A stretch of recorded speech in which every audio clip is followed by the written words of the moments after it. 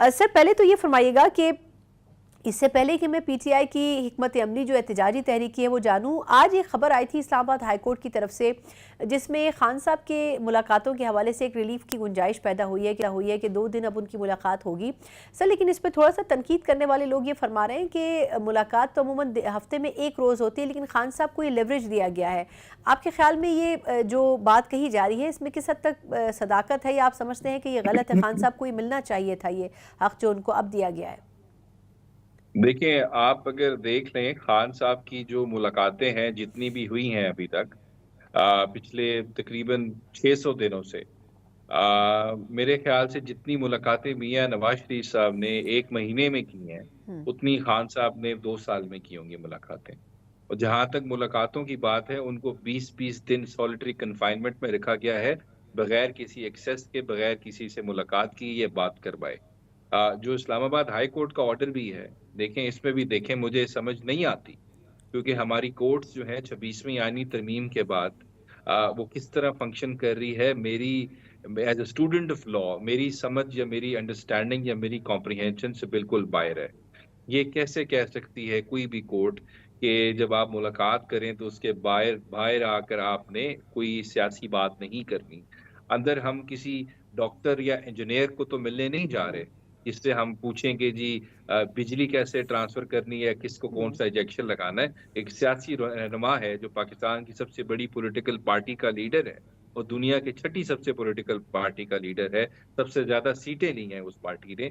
अगर वो उससे मुलाकात करने के बाद पॉलिटिकल स्टेटमेंट नहीं आएगी, तो क्या आएगा? और जहाँ तक मुलाकात की बात है, देखें, आपने पिछले 1 महीने में जो एक तमाशा लगा हुआ है, 1.5 महीने से, कि खान साहब के जो जितने केसेज़ हैं, सारे ट्रायल्स जो हैं, वो एकदम अदालत कैंसल हो जाती है, कोई इन्फॉर्मेशन नहीं बताई जाती, कोई रीज़न नहीं दिया जाता, बिल्कुल आर्बिट्री किस्म का फैसला आता है।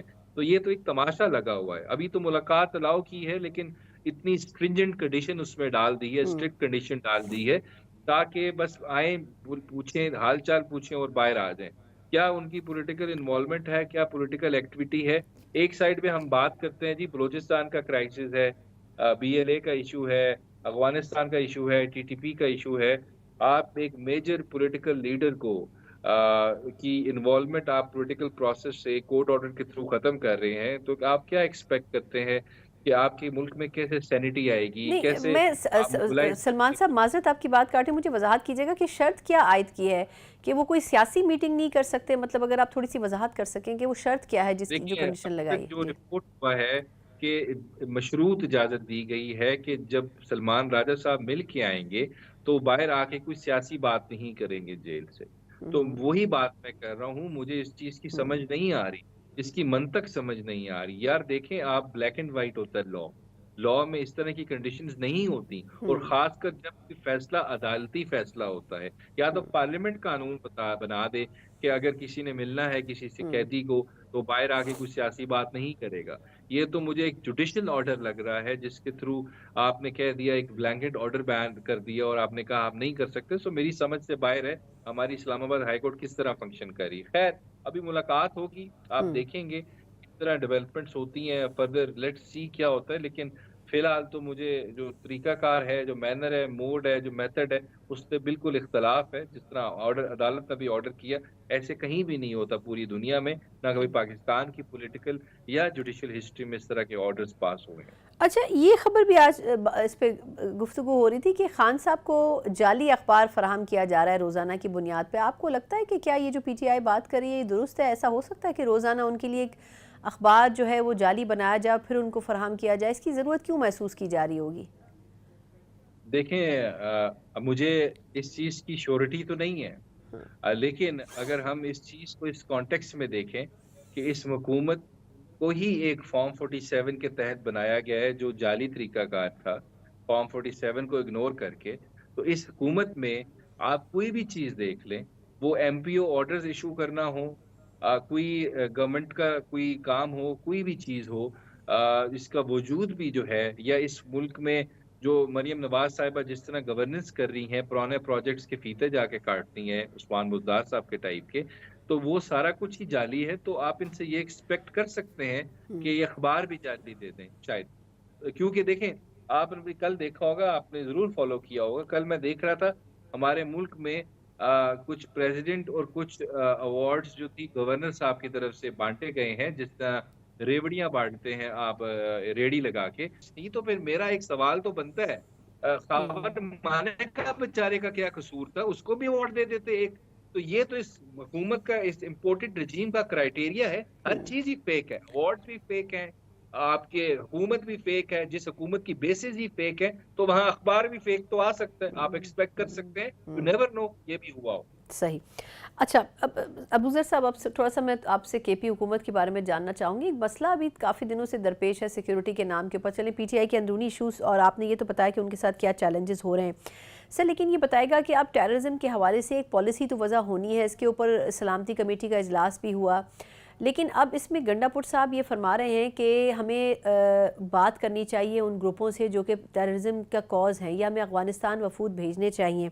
इस पे सर अभी तक वफाक का कोई जवाब नहीं आया। आपके ख्याल में बातचीत करना इस वक्त कोई ऑप्शन मौजूद है? क्योंकि ये तो टेररिस्ट ऐसे हैं जो कि माजी में जिनसे कई मरतबा कोशिश की गई बातचीत की, लेकिन हर मरतबा इन्होंने अपॉर्चुनिटी इस्तेमाल करके पाकिस्तान पर हमला किया। तो किस पैराए में गंडापुर साहब ये समझते हैं कि बातचीत होनी चाहिए?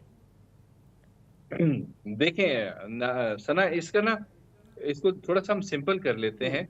देखें, कुछ ग्रुप्स तो हैं जो फॉर इंस्टेंस पाकिस्तान की एग्जिस्टेंस को नहीं मानते, पाकिस्तान के आइन को नहीं मानते, और वो इस चीज़ पे बातचीत करने को भी तैयार नहीं है, और वो फ़ोर्स इस्तेमाल करते हैं। हम्म। उनके साथ तो आप बातचीत नहीं कर सकते।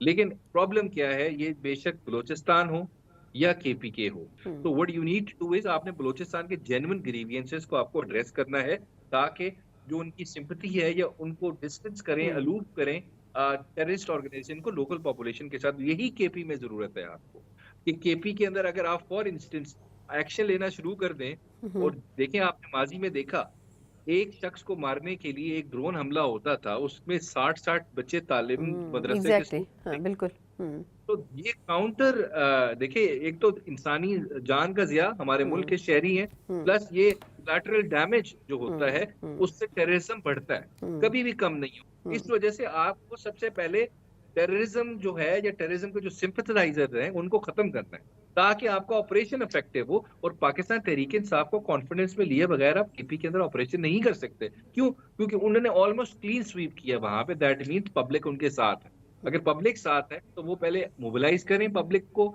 इन लोगों के खिलाफ जो दहशतगर्दों के साथ है, जो दहशतगर्दी कर रहे हैं। उसके बाद एक इफेक्टिव ऑपरेशन कर सकते हैं। देखिए, बहुत सारे लोग हैं जो नहीं लड़ना चाह रहे होंगे, जो सुलह करने चाह रहे होंगे, जो एमिकेबल सोल्यूशन चाह रहे होंगे, हम्म। उनको तो आप खत्म करें ना, अपने साथ रखें। बाकी जिन्होंने लड़ना है, जिन्होंने नहीं माननी बात, जिन्होंने पाकिस्तान के वजूद पे हमला करना है, उनके खिलाफ फौजी एक्शन हो। लेकिन it should be thought out plan, not a rapid plan, कि आप जाएं और फायरिंग करें, बंदे मारें, उसके बाद उसका रिएक्शन भी हमने फेस करना है। ये पाकिस्तान की सालमियत की बात हो रही है, पाकिस्तान की बेहतरी की बात हो रही है। हम्म। अच्छा सलमान साहब, लास्ट क्वेश्चन करना चाहूँगी सर। ये फरमाएगा कि अपोजिशन तो अब बढ़ रही है अपने एहतजाज की तरफ, लेकिन मौलाना साहब की भी जमात, वो भी अब एहतजाजी तहरीक शुरू करने जा रहे हैं, लेकिन दोनों अब लग रहा है कि बज़ाहिर अलग अलग ग्रुपों में एहतजाज करेंगे। कोई ऐसी बातचीत होने का इम्कान है कि दोनों इकट्ठे हैं? क्योंकि मौलाना साहब तो अनाउंस कर चुके हैं, लेकिन जो बाकी अपोजिशन अलाइंस है, उन्होंने अभी कोई वाज़ेह हिकमत अमली नहीं दी है कि करना क्या है। तो आपको क्या लगता है सर कि कोई इकट्ठा होकर कुछ करने की पॉसिबिलिटी है, या अपने अपने अलग अलग डोमेन में रहते हुए आप लोग प्रोटेस्ट करेंगे?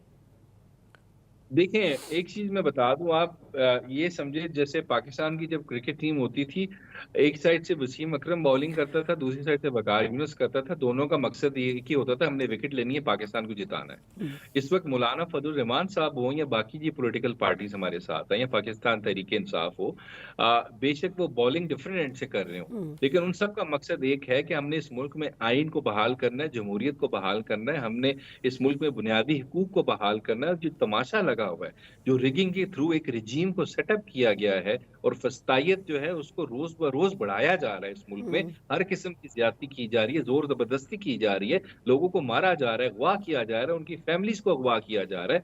तो इस चीजों को रोकना होगा, इसके लिए खड़ा होना होगा। मकसद सबका एक है, और at the end of the day, बेशक डिफरेंट एंड से बॉलिंग कर रहे हो, लेकिन इन सब ने इकट्ठा होना है। और हमारी इनसे बातचीत भी बहुत अच्छी चल रही है। एक टाइम आएगा जब हमारा कॉमन एजेंडा बिल्कुल एक जैसा हो जाएगा।